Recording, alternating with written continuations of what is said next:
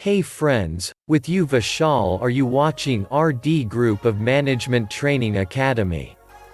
Today we will talk about the regulations at airports. Airports Council International (ACI) believes that regulation is required for airports in certain cases where an airport would have a high degree of market power, where there is evidence that airports will take advantage of their market power if not regulated, and where the airport users are not protected by other general legislation.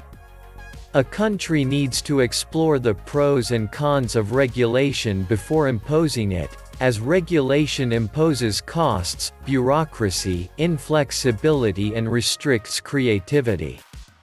ACI, 2000a, Gillen, 2007, argues that airport regulation is based on the best ways that countries use to pursue efficiency objectives and non-efficiency objectives. According to him, regulations are based on different motives of the governments of different countries. Some of the possible reasons for regulating airports could be for maximizing revenue on privatization, promoting and protecting airline competition, disciplining pricing behavior in an economy, or to protect current, former national carriers.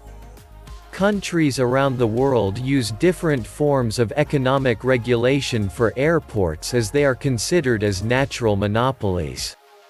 One important classification would be based on single-till, dual-till or shared-till hybrid approach, IATA, 2006. In order to better understand the role of economic regulation of a country on ground handling, it is important to know the difference between aeronautical and non-aeronautical activity, which are the main sources of revenue at an airport, and also various price mechanisms used at airports. An airport generally has two main sources of revenue. One is from aeronautical facilities and the other from non-aeronautical and commercial activities. ACI, 2000b. Aeronautical revenue comprises of revenue from air traffic operations such as landing charges, passenger service charges, parking and hangar charges, cargo charges, security charges, noise-related charges and any other charge for air traffic operations. Non-aeronautical revenue includes income from duty-free shops, restaurants, bars and cafes operating within the airport premises.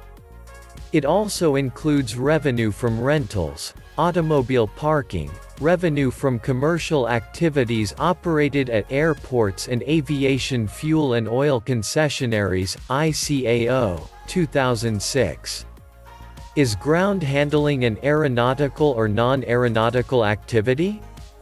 The definition of aeronautical services provided by Airports Economic Regulatory Authority (AERA) of India, in its white paper issued during 2009, is a little different from that of ICAO mentioned in the above paragraphs.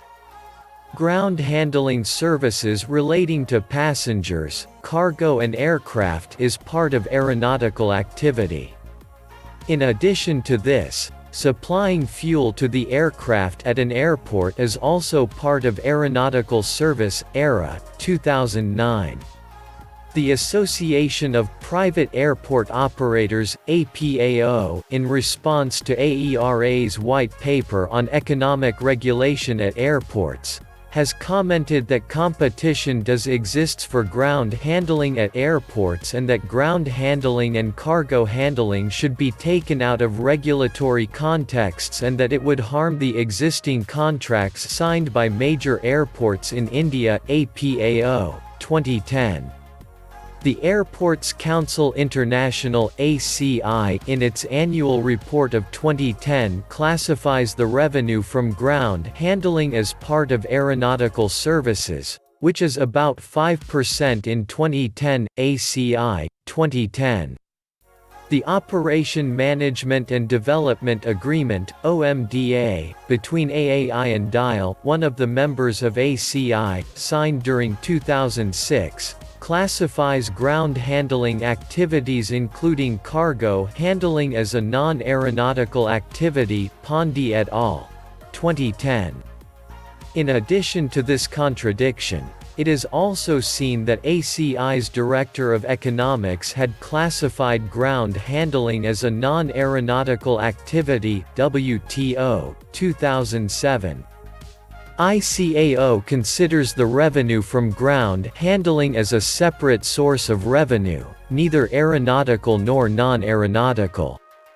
However, if year-round handling is performed by special ground handling enterprises and if the airport imposes concessions and/or fees as rent, then such revenue shall be treated as non-aeronautical revenue, ICAO, 2006.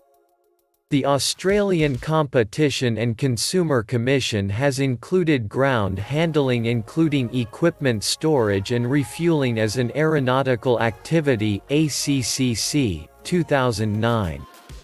From the above details, it is understood that ground handling services are generally considered as an aeronautical activity.